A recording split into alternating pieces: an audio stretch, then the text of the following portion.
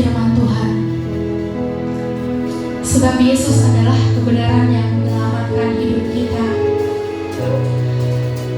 Dan dunia tidak akan pernah bisa menjauhkan kita dari kasih Tuhan.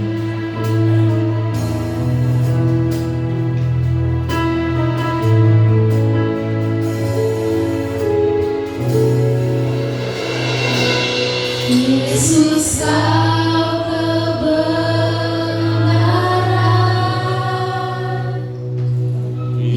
yang menyelamatkanku. Kau memberikanku hidup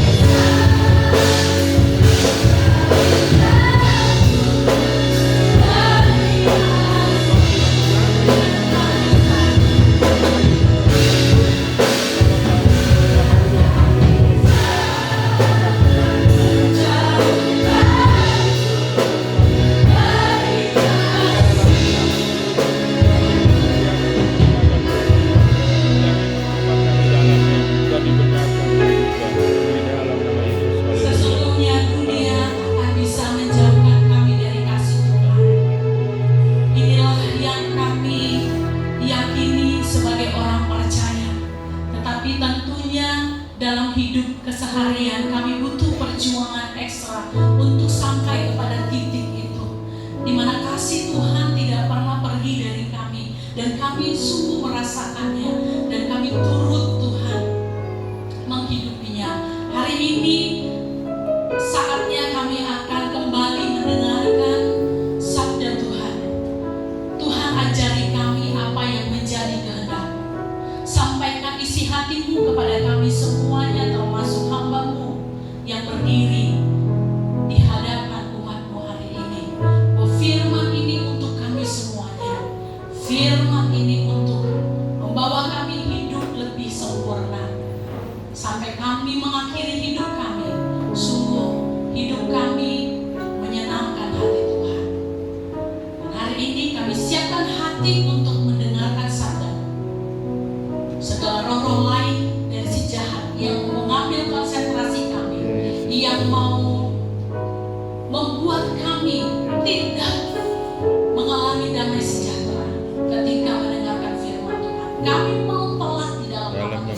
Yesus Kristus. Hadirlah ya Roh Kudus dan kuasai kami semuanya satu persatu, tidak terkecuali, sehingga firman ini dapat bermanfaat bagi kami.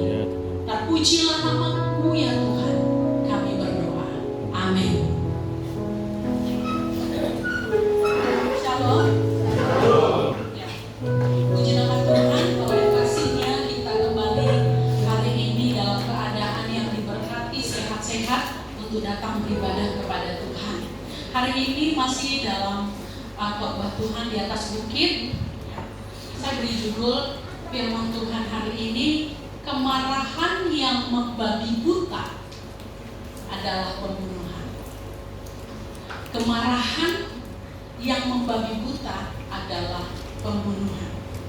Nah, hari ini kita baca firman Tuhan dari Matius pasalnya yang ke-5. Di sana lembaga lain memberikan judul Yesus dan Hukum Taurat. Saya akan baca ayatnya yang ke-17 sampai ayatnya yang ke-26. Nanti minggu depan kita akan sambung lagi, tapi hari ini khusus kita akan sampai kepada ayatnya yang ke-26. Demikian firman Tuhan. Janganlah kamu menyangka bahwa aku datang untuk meniadakan hukum Taurat atau kitab para nabi. Aku datang bukan untuk meniadakannya, melainkan untuk menggenapinya. Karena aku berkata kepadamu, sesungguhnya selama belum lenyap langit dan bumi ini, satu iota dan atau satu titik pun tidak akan ditiadakan dari hukum Taurat sebelum semuanya terjadi. Karena itu siapa yang meniadakan salah satu perintah hukum Taurat, sekalipun yang paling kecil, dan mengajarkannya demikian kepada orang lain, ia akan menduduki tempat yang paling rendah di dalam kerajaan sorga. Tetapi siapa yang melakukan dan mengajarkan segala perintah-perintah hukum Taurat, ia akan menduduki tempat yang tinggi di dalam kerajaan sorga. Maka aku berkata kepadamu, jika hidup keagamaanmu tidak lebih benar daripada hidup keagamaan ahli-ahli Taurat dan orang-orang Farisi, sesungguhnya kamu tidak akan masuk ke dalam kerajaan sorga.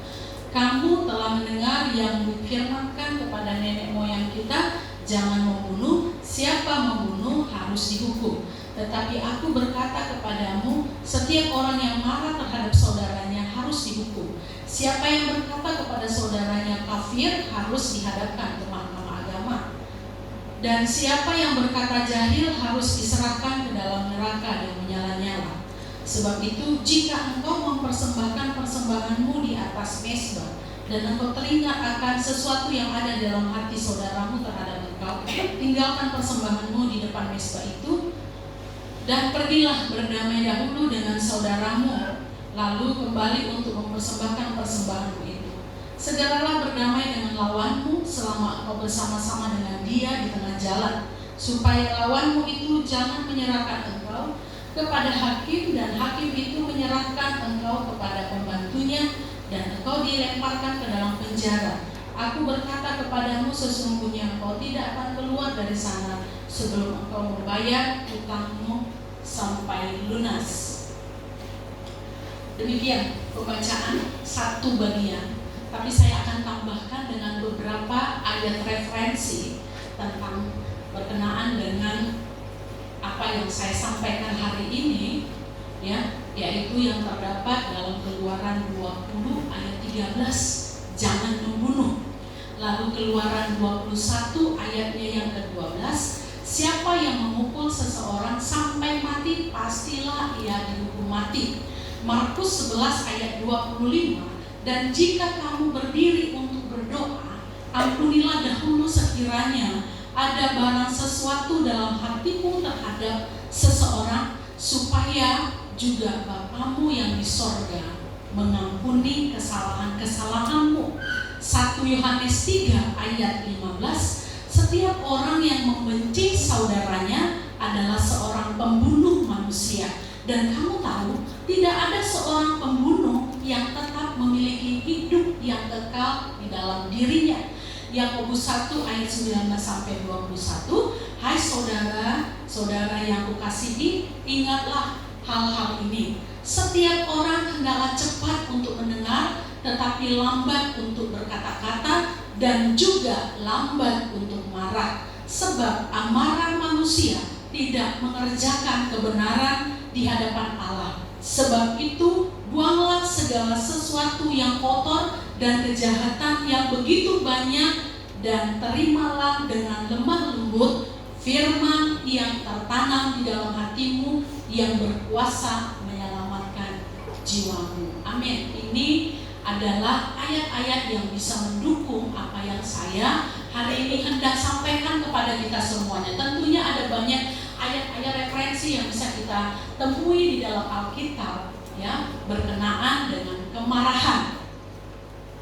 Nah, Bapak Ibu yang dikasihi oleh Tuhan, ya, tadi saya katakan Lembaga Alkitab Indonesia memberikan judulnya Yesus dan Hukum Taurat, di mana Yesus menegaskan, ya, dalam khotbahnya di atas bukit, menegaskan tentang kehadirannya, bukan meniadakan hukum Taurat, tetapi justru semakin menguatkan, semakin meneguhkan hukum Taurat itu. Oleh sebab itu dikatakan tidak ada seorang pun yang boleh, ya, mengurangi satu iota pun. Itu satu iota itu maksudnya satu titik pun dari hukum Taurat. Siapa yang menyepelekan hukum Taurat ini, dikatakan dia tidak mendapatkan, ya, kerajaan sorga.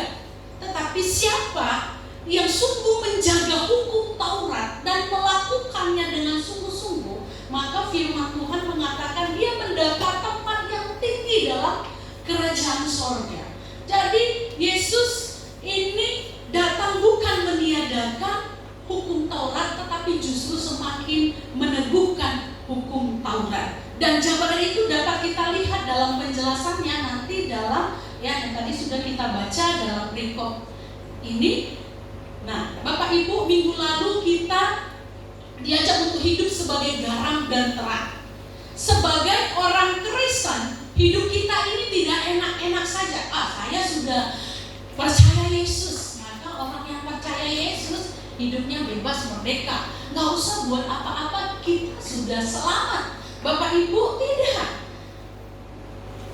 Kita memiliki sebuah tanggung jawab yang besar, Bapak Ibu. Justru ketika kita diselamatkan, ada sebuah PR yang besar diberikan Tuhan di dalam pundak masing-masing kita.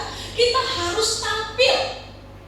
Dikatakan oleh firman Tuhan ayatnya ke-20, dikatakan, maka aku berkata, jika hidup keagamaanmu tidak lebih benar daripada hidup keagamaan ahli-ahli Taurat dan orang-orang Farisi, sesungguhnya kamu tidak akan masuk ke dalam kerajaan sorga. Artinya Tuhan itu punya standar khusus dalam kehidupan kita. Standarnya itu bahkan di atas kehidupan orang Farisi dan para imam. Farisi dan orang Farisi dan para imam ini, itu mereka sangat-sangat disiplin dalam memperhatikan dan melaksanakan 10 hukum Taurat. Itu luar kepala. Dan mereka belajar untuk disiplin dalam ke-10 hukum Taurat itu. Nah, firman Tuhan katakan hidup orang percaya itu harus bisa lebih daripada orang-orang Farisi ataupun para ahli Taurat. Sekarang pertanyaannya, sudahkah kita bergaram? Sudahkah kita menjadi terang? Jangan-jangan hidup kita tidak ada rasanya. Firman Tuhan minggu lalu katakan apa? Kalau garam tidak lagi ada asinnya, sudah menjadi tawar, itu dibuang dan diinjak-injak, tak ada harganya, nggak ada artinya. Kita sebagai orang Kristen ngaku-ngaku orang Kristen, tapi kalau kita nggak punya rasa di dalam diri kita, rasa Kristus di dalam diri kita, terang Kristus di dalam diri kita, maka nggak ada artinya kekristenan kita. Itu maksudnya. Nah, Bapak Ibu, di awal-awal dalam perikop ini Tuhan Yesus menegaskan sekali lagi bahwa Dia datang bukan untuk meniadakan hukum Taurat. orang percaya bebas lakukan apapun, senang-senang, leha-leha, santai-santai, enggak. Justru dia semakin meneguhkan. Dan hari ini untuk termin pertama, ya, dia fokus kepada hukum yang keenam. Apa itu hukum yang keenam? Tadi dikatakan pada ayat 21, kamu telah mendengar yang difirmankan kepada nenek moyang kita, jangan membunuh. Iya. Jadi hukum Taurat yang ke-6 sampai ke-10 itu berhubungan dengan tanggung jawab kita kepada sesama manusia. Nah, itu dikatakan jangan membunuh.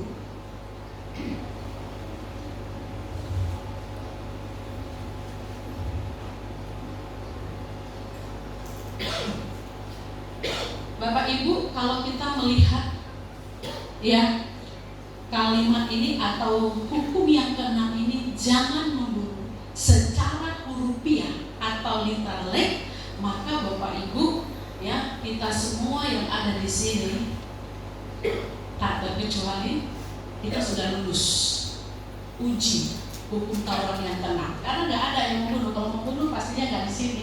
Udah di mana? Udah dalam penjara, ya kan? Setidaknya kalau kita membunuh, untuk kita nggak masuk ke dalam penjara, kita melarikan diri ke gunung-gunung yang paling jauh, ya, supaya kita nggak ketangkap, gitu. Tapi saya sangat percaya bahwa kita semua di sini sudah bebas dari pembunuhan. Tepuk tangan untuk kita semua. Tapi apakah benar bahwa kita bebas sebagai pembunuh? Nah, hari ini saya waktu renungkan ini, saya kaget. Hukum ke-6 ini dijabarkan oleh Tuhan Yesus, dan ini tidak mendapat sorotan. Orang selalu melihat hukum yang ke-6 ini dari segi pembunuhan secara fisik. Tetapi Bapak Ibu, Yesus melihat jauh lebih dalam lagi arti dari pembunuhan. Karena pembunuhan bukan saja bicara pembunuhan secara fisik.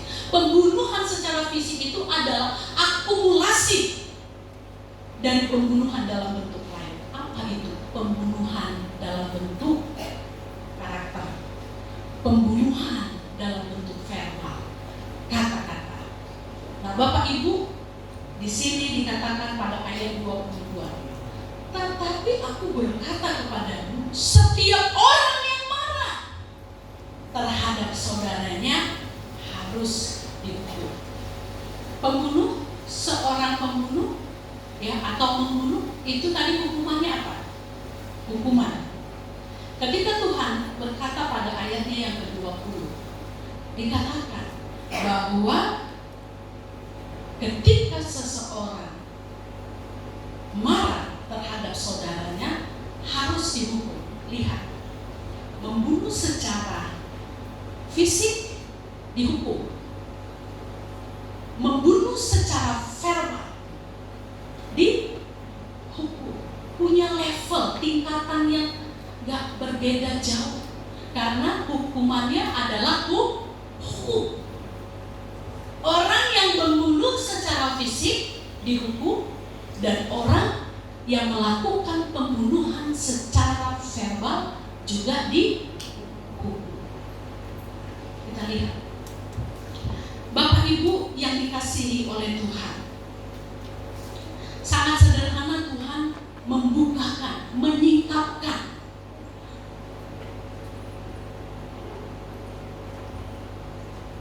arti dari pembunuhan. Pembunuhan itu bukan saja ya ketika seseorang melakukan tindakan fisik kepada orang lain sampai berlumuran darah, tetapi Bapak Ibu, pembunuhan dalam bentuk paling sederhana sering kali tidak terlihat, yaitu apa? Marah. Marah Bapak Ibu. Siapa di sini yang pernah marah? Saya marah. Kita semua di sini, mulai dari anak kecil sampai orang dewasa pernah marah. Gitu ya. Kita semua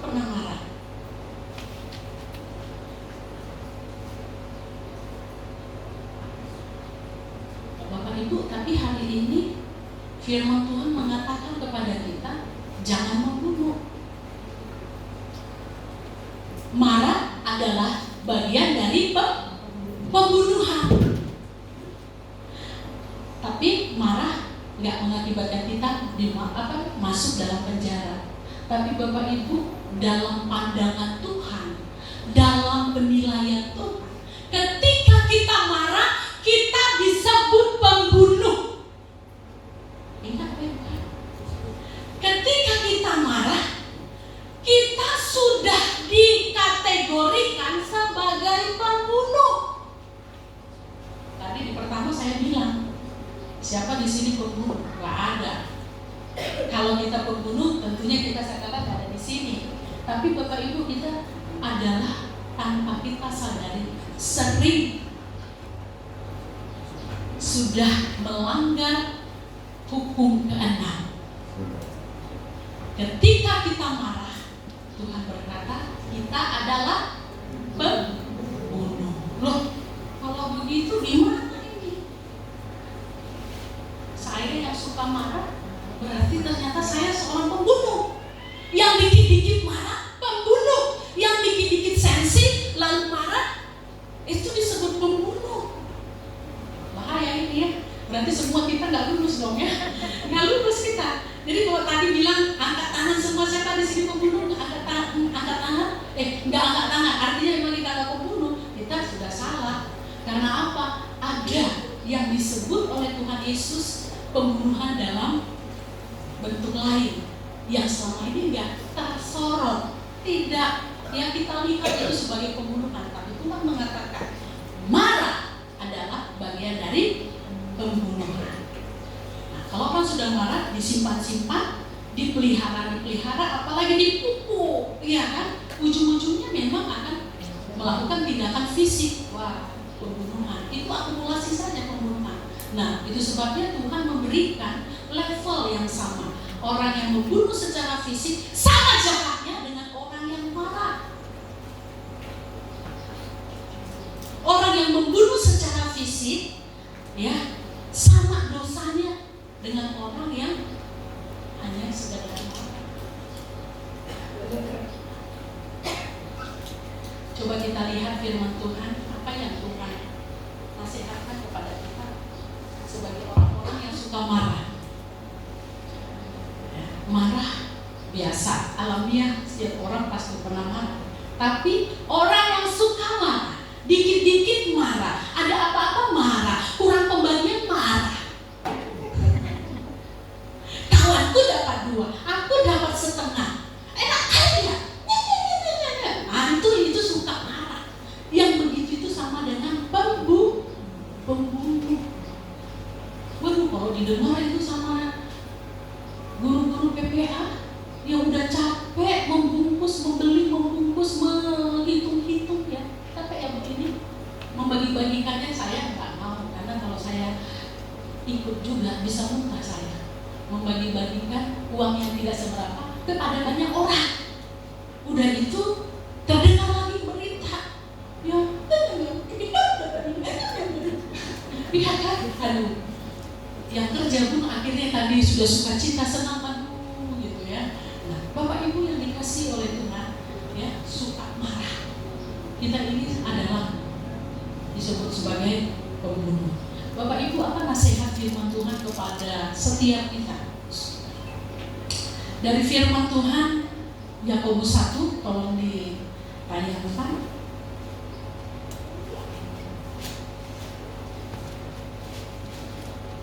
Yakobus pasal 1 ayat 19 sampai 21 demikian. Hai saudara-saudara yang kukasihi, ingatlah hal ini. Setiap orang hendaklah cepat untuk mendengar, tetapi lambat untuk berkata-kata, dan juga lambat untuk marah. Sebab amarah manusia tidak mengerjakan kebenaran di hadapan Allah. Sebab itu, buanglah segala sesuatu yang kotor dan kejahatan yang begitu banyak itu, dan terimalah dengan lemah lembut firman yang tertanam di dalam hatimu yang berkuasa menyelamatkan jiwamu. Ini satu nasihat firman Tuhan ya tentang kemarahan, amarah. Lalu dalam kitab Mazmur pasalnya yang ke-37 ayat 8, berhentilah marah dan tinggalkanlah panas hati itu. Jangan marah, itu hanya membawa kepada kejahatan. Nah, ini adalah nasihat dua saja. Dan dua ini aja kalau kita ingat syukur. Ya, dua saja ya yang saya bisa bagikan kepada kita sebagai nasihat firman Tuhan. Bahwa hari ini firman Tuhan mengatakan kita tidak boleh marah, suka marah. Karena marah itu ya bukan saja dosa, tetapi dia akan melahirkan kejahatan demi kejahatan. Dan itu tidak mengerjakan ya kebenaran di hadapan Allah. Nah, terus bagaimana dong ya? Pak Tan bilang, boleh marah lah. Jadi dia lihat saya persiapan, katakan, masa gak boleh marah? Coba lihat Tuhan Yesus. Tuhan Yesus marah, betul. Ya, dalam Yohanes 2 ayat 13-17, Yesus marah dan membalik-balikkan meja. Pernah lihat ya? Ketika Tuhan Yesus di bait Allah, ya di sana amarah Tuhan itu memuncak. Karena apa? Rumahnya dibuat jadi sarang penyamun, tempat orang berjualan, tukar barang, barter barang di sana. Nah, Tuhan marah karena baiknya dijadikan seperti itu. Tuhan marah. Nah, dalam Markus 3 ayat 5, Tuhan juga marah ketika melihat kedegilan mereka, orang-orang pada saat itu. Lalu Rasul Paulus juga sering marah. Ya, dalam Yakobus 2 ayat 20 dia bilang dengan kata yang sangat kejam, hai manusia bebal, hai orang bodoh. Dalam 1 Korintus 15 ayat 36 dia bilang orang-orang yang dilayani itu orang bodoh. Orang bodoh. Yesus juga pernah bilang dalam Lukasnya yang ke-24 ayat 25, ya, kamu orang bodoh. Terus bagaimana? Apakah mereka ini dikategorikan orang sebagai orang pembunuh? Sebagai pembunuh karena Tuhan berkata tadi bahwa bukan hanya membunuh secara fisik, ketika kita marah itu pun kita sudah disebut sebagai pembunuh. Bapak Ibu, saya percaya bahwa kedua pribadi ini tidak melakukan kesalahan dalam amarah yang mereka lakukan. Bapak Ibu yang dikasihi oleh Tuhan,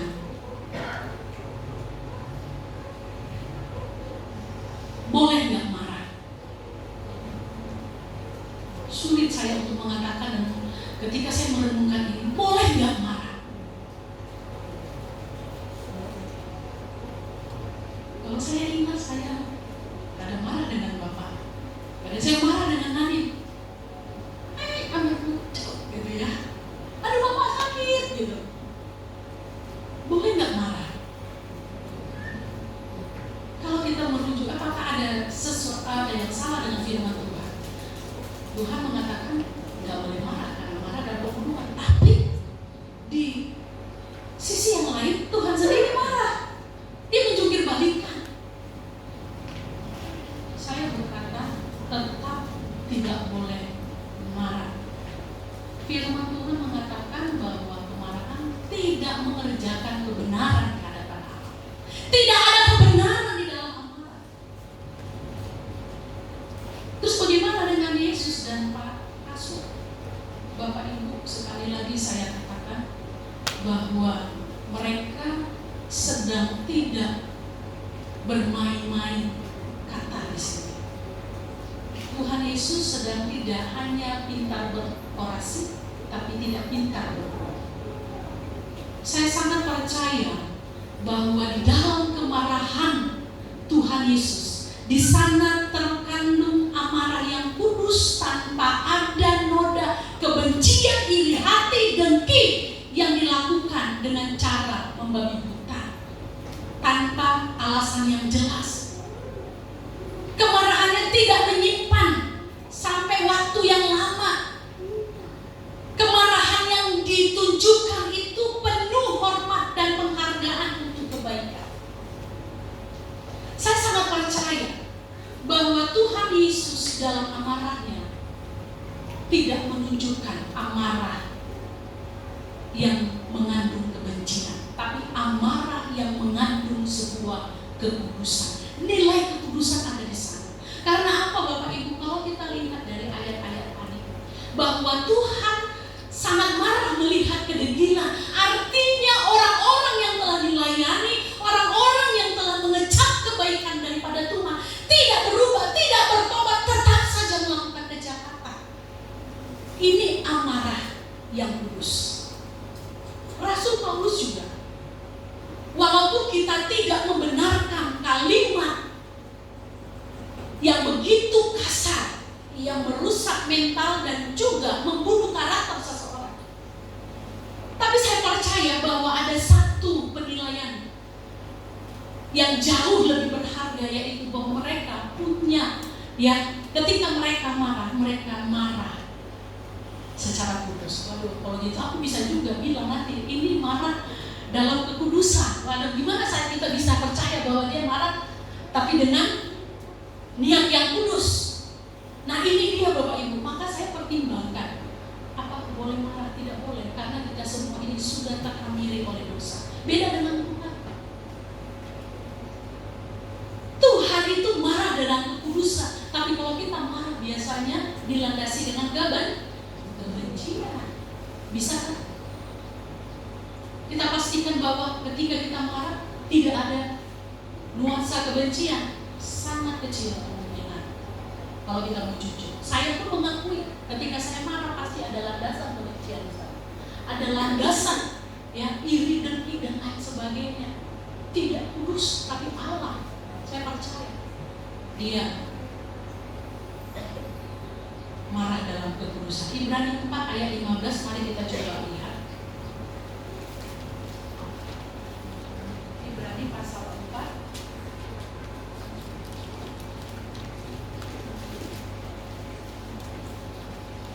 Ya. Sebab imam besar yang kita punya bukanlah imam besar yang tidak dapat turut merasakan kelemahan-kelemahan kita, sebaliknya sama dengan kita, dia telah dicobai hanya tidak berbuat dosa. Bapak Ibu, tidak berbuat dosa. Tuhan marah dia, tapi dia tidak berbuat dosa. Karena apa? Kemarahannya mengandung sebuah kekudusan. Apakah kita bisa pastikan kita bisa sama seperti Yesus? Ketika kita marah, hati kita begitu kudus? Tidak, kita saja sudah tidak kudus. Bagaimana mungkin kemarahan kita tidak mengandung kebencian atau dosa? Itu sebabnya saya tetap bersikukuh mengatakan, apakah kita boleh marah sebagai orang percaya? Tidak boleh. Terus bagaimana kalau nggak boleh marah? Kalau ada kesalahan, kalau ada sesuatu yang tidak beres, ya silahkan tegur, katakan dengan hormat dan penuh penghargaan. Orang Kristen itu nggak boleh marah membabi buta, karena marah secara membabi buta tidak mengerjakan kebenaran di hadapan Allah. Dulu saya seorang pemarah, karena saya dibesarkan dengan cara yang salah, selalu dengan marah-marah. Kalau nggak marah, nggak mempan sama saya. Akhirnya saya tumbuh menjadi orang yang pemarah juga. Dikit-dikit marah, dikit-dikit marah. Bapak Ibu mungkin yang kenal saya beberapa dekade yang lalu. Ya, saya suka marah, saya suka berat. Kalau nggak beres, saya langsung ngamuk. Tapi Bapak Ibu makin kesini, ya saya percaya bahwa firman Tuhan itu bekerja di dalam diri seseorang. Kalau kita buka hati, saya percaya Tuhan akan menolong kita semakin hari, semakin hidup semakin sempurna dengan Tuhan. Amin. Ya, marah itu alamiah, siapapun bisa marah. Dan penyebabnya bisa bermacam-macam. Tapi Bapak Ibu, saya belajar ketika mulai marah, saya coba menerapkan firman Tuhan. Hendaklah kita cepat mendengar, tapi lambat untuk berkata-kata dan lambat untuk marah. Ketika mulai ada sesuatu di dalam hati saya yang kurang mengenakan, biasanya memang tersimpan, tapi saya tidak mau langsung istilahnya muntahkan. Kalau bahasa orang sini, semburkan langsung pada saat itu. Karena apa? Pada saat kita dalam keadaan yang marah, langsung menyemburkan semua amarah kita, maka biasanya kemarahan kita tidak terkontrol. Akibatnya apa? Nah, Bapak Ibu, pada kalimat selanjutnya dalam kitab Matius pasal 5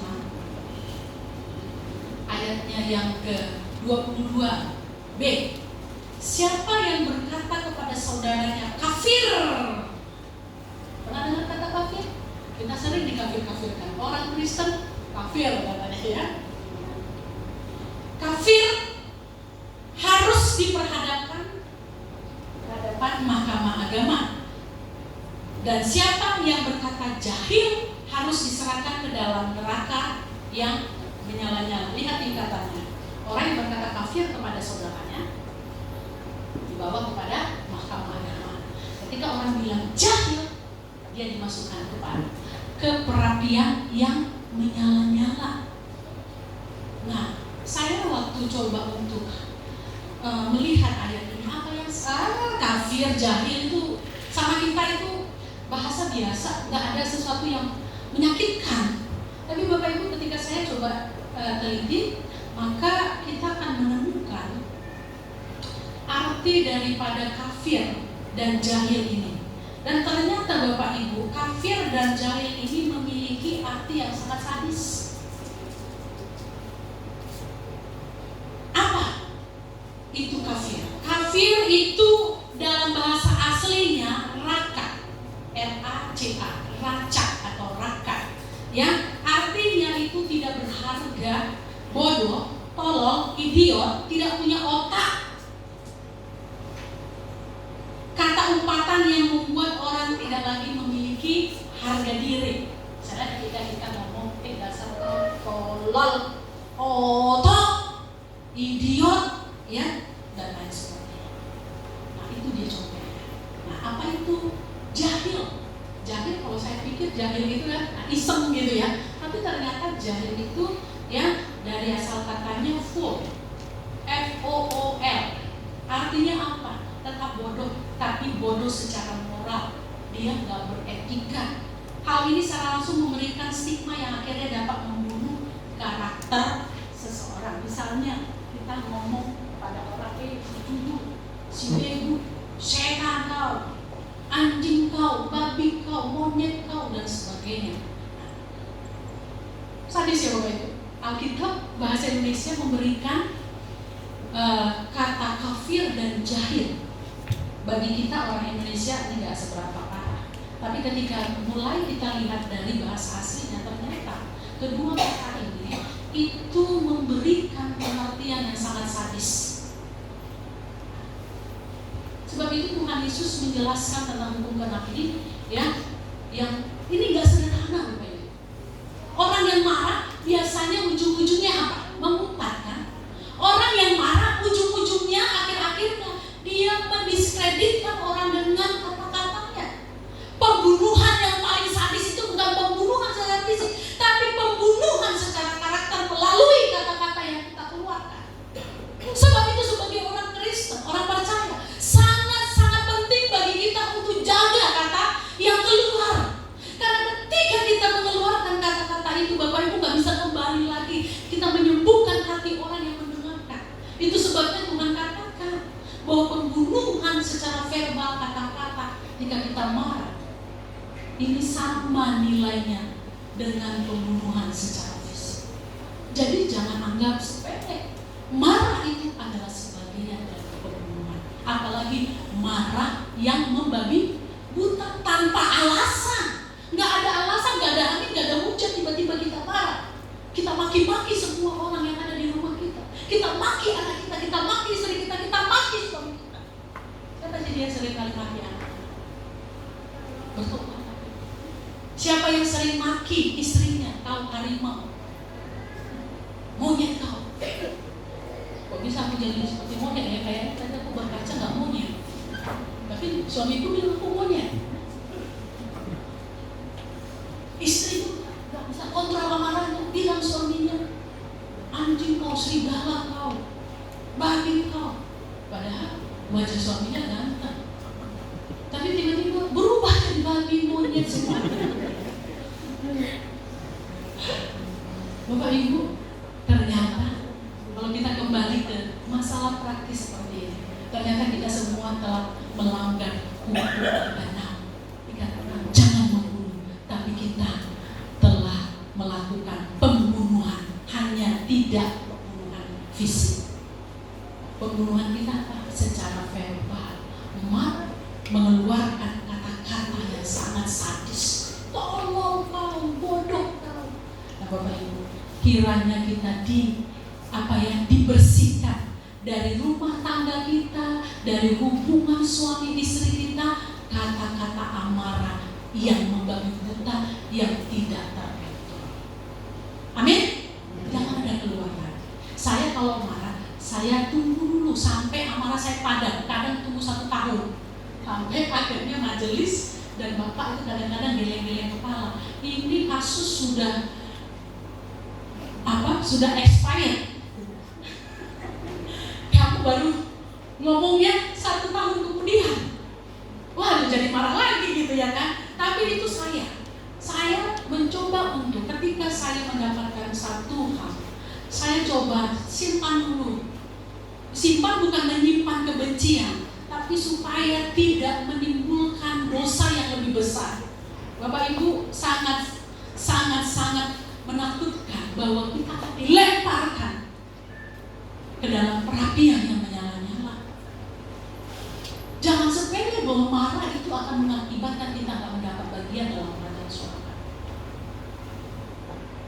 Makanya saya tuh simpan. Nanti kalau udah selesai amarah saya udah bisa tenang. Pernah nggak dia orang marah, tapi dia ngomongnya full aja? Pernah nggak? Siapa Pak? Karyawan Telkom. Ya, Pak kan pernah berhadapan dengan karyawan Telkom. Kata Bapak, dia komplain dengan apa itu ya nomornya? Aku halo. Karyawan Telkom, iya Pak. Sebenarnya marah, tapi dia lemparkan dengan senyuman. Akhirnya yang marah jadi malu sendiri. Ya Tuhan, malunya untuk ada yang tadi aku marah-marah. Ya. Nah, saya coba belajar itu Bapak. Bang, kita belajar Bapak Ibu bisa. Saya begitu, saya udah marah kemarin, tapi saya simpan untuk menyelesaikannya, begitu ya. Tapi untuk menyelesaikannya saya harus pastikan bahwa di dalam diri saya tidak ada kebencian lagi. Karena kalau masih ada kebencian, saya pasti marah. Nah, saya cara melatih diri saya seperti itu. Bapak Ibu, boleh marah? Tidak boleh. Tapi bagaimana kalau kita diperhadapkan dengan orang yang sangat menjengkelkan? Kata firman Tuhan, pergilah dari hadapannya, menyendiri dan berdoa. Amin? Nah nanti kalau udah selesai panas hati kita, datang kepada dia. Mungkin bukan kita yang salah, tapi firman Tuhan bilang orang yang beriman memiliki hati yang besar untuk mengampuni orang. Ya, jadi walaupun kesalahan kita nggak ada atau kesalahan kita 0,1%, maka firman Tuhan lebih indah kita yang memaafkan daripada kita menerima maaf. Amin. Hari ini coba ingat-ingat siapa yang pernah kita hujani dengan kalimat-kalimat yang sangat sadis. Apakah itu suami kita, anak kita, istri kita, tetangga kita, pendeta kita?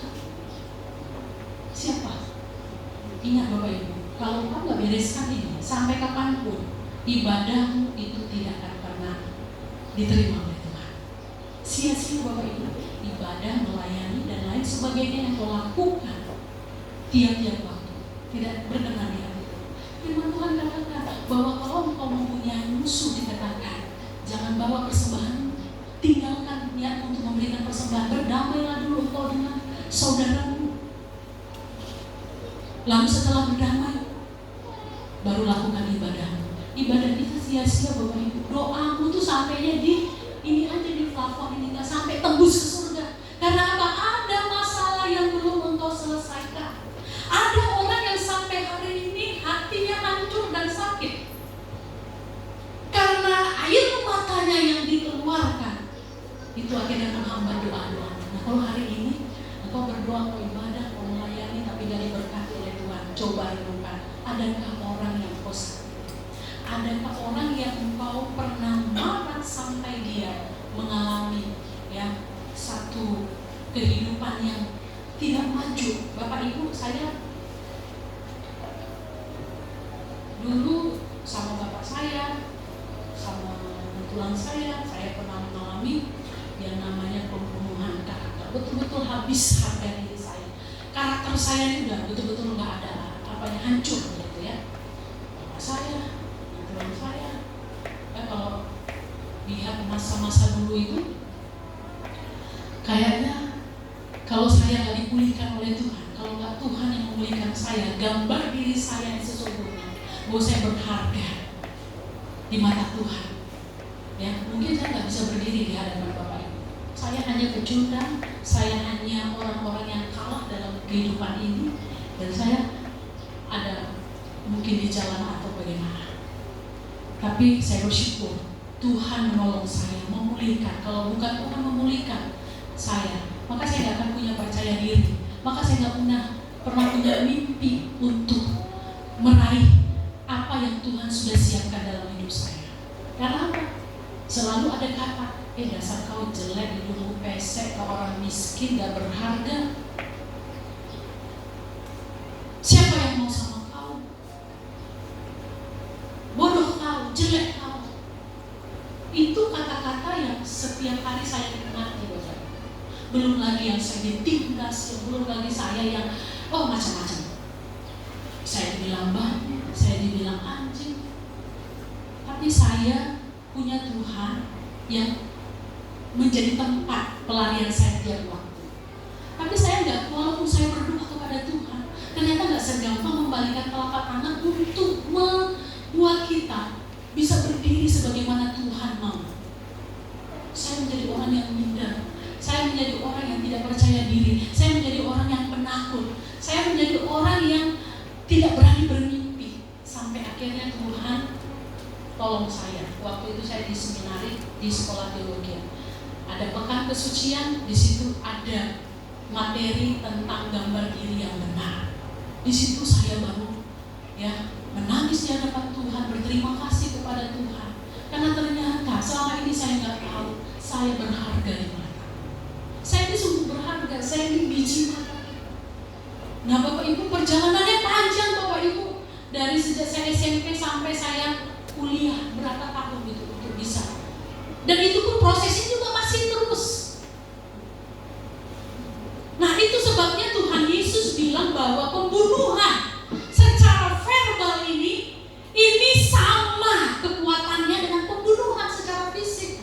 Jadi kita jangan main-main dalam amarah kita, karena amarah tidak mengerjakan kebenaran. Pada ujung-ujungnya kita hanya mengeluarkan kata-kata yang tidak membangun, kata-kata sadis, kata-kata yang menjatuhkan, kata-kata yang meruntuhkan semangat orang, kata-kata yang menghancurkan karakter seseorang.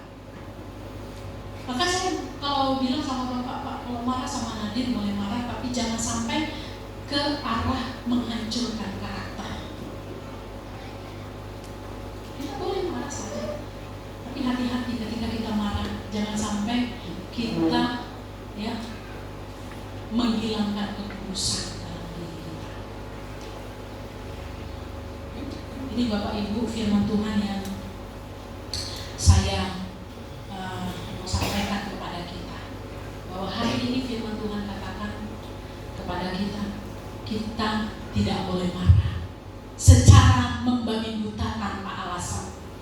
Karena kalau kita marah secara membabi buta tanpa alasan dan melemparkan kalimat-kalimat yang sadis, kafir dan jahil, raka dan full ini kepada saudara kita, kepada siapapun, Bapak Ibu, adalah juga pembunuhan. Kalau kita pernah melakukannya kepada siapapun saudara kita mungkin ada di sini, kita pernah bilang dia anjing dan kita belum minta maaf.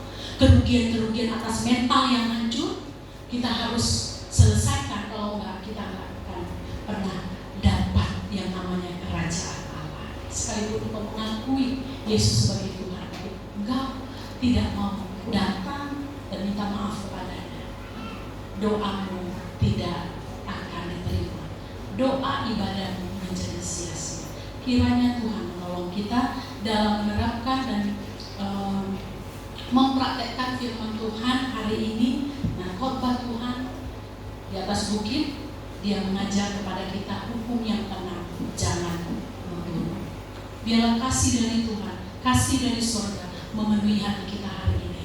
Kita pulang jangan membawa kekerasan hati. Pulang hari ini jangan sentuh kawanmu siapapun yang mungkin engkau pernah sakiti dengan kata-katamu. Mungkin dia juga sudah lupa, mungkin kita pun juga sudah lupa karena lama. Tetapi coba ingat-ingat, karena apa? Kalau kita nggak mau datang dan minta maaf kepada mereka, doamu nggak akan ada artinya.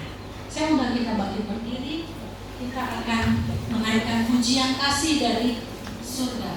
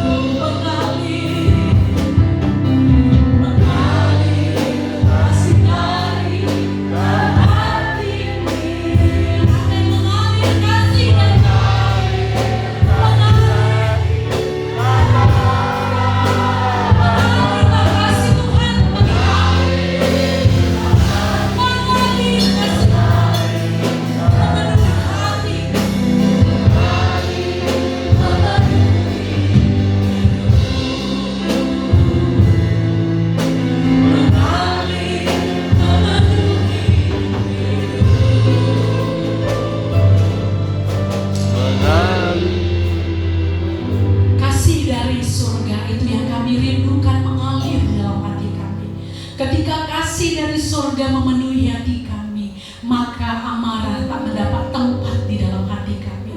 Sebab itu ya Tuhan, hari ini kami mohon biarlah sungguh Engkau hadir di dalam hati kami. Kami tahu bahwa perjuangan kami untuk melepaskan amarah dalam diri kami tidak mudah, karena kami manusia badani yang terbatas ya Bapa. Tapi ketika kami minta Roh Kudus menolong kami untuk kami bisa Tuhan menahan amarah yang membabi buta tanpa alasan, Tuhan, maka kami bisa menerapkan firman. Kau tolong kami Tuhan, bahwa firman